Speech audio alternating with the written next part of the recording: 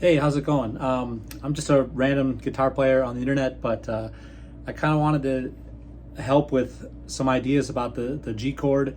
There are other chords that are like this where you can use different voices and different shapes to make it sound good or bad, or be easier to play or harder to play. The main thing I wanted to say, and this will be a little rambly, so I apologize, but I've probably played guitar about 35 years or so, and through all of it, the main thing I've learned is some things are harder to play for us, and some things are easier as far as chord voicings go, and it really doesn't matter. If you're trying to play a song, a specific song, the exact way that it's played, and it's played with a G that's like this, with as opposed to, or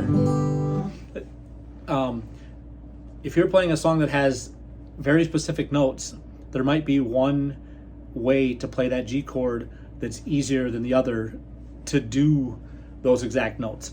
Other than that, you can pretty much interchange all of those ways, like in the pictures and the way that everybody's listing in the comments. You can play all of them and still usually get to other notes in that chord. Anyway, I guess what I'm trying to say is, yes, learn them all.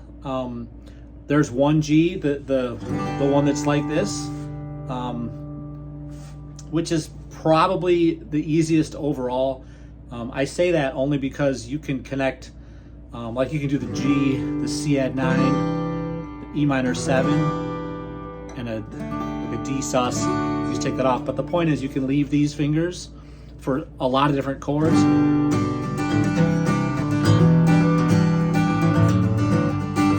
The point is, you can leave those and they become sort of a pivot point.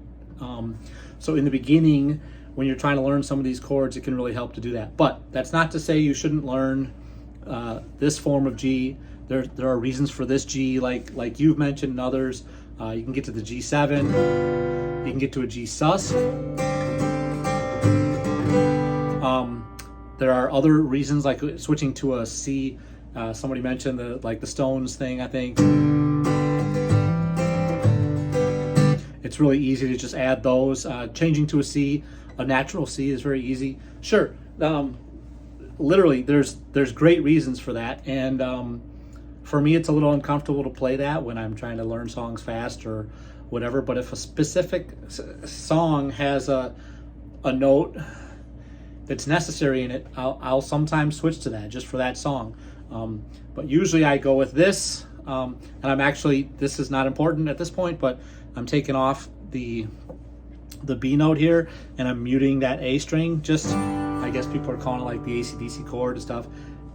When you're playing an electric guitar and you're using a lot of distortion, or even a medium amount, that B note can get, those two notes together can get really muddy. But anyway, again, not important. What is important to me is, I think you should learn all those versions and decide which one you like while changing to other chords, in the key of G. Like you'll have your C and your A minor and your D, your E minor.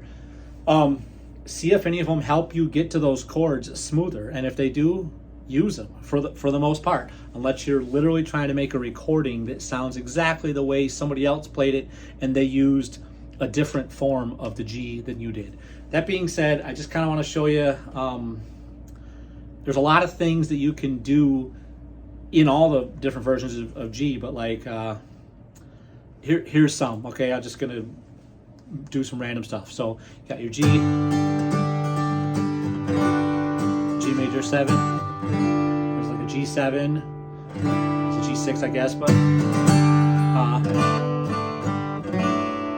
if you play this position, you can utilize the 2 and the 4 notes.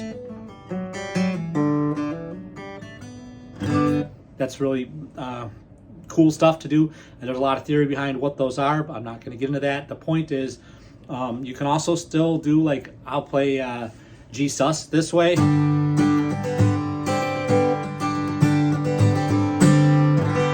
or G7. It's a little uncomfortable, I suppose, if you're just starting, but for me, it's become my cheat way of doing it. Instead of switching to this, just because personally I don't enjoy playing that way. But there are times it probably would be easier, and I force myself to do it the other way.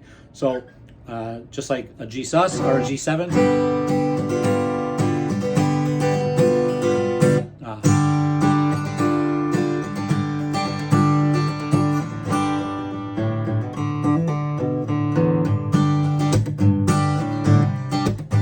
Cool. So anyways, the main thing I want to say is practice all of them.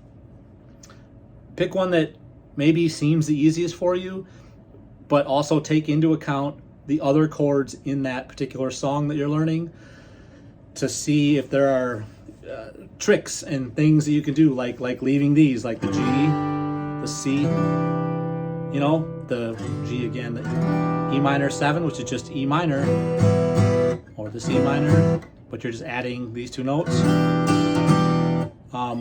Anyway, lots of different things. Good luck, and learn them all and see what you like, and find reasons to use whichever one works best in whatever song you're learning. Have a good one.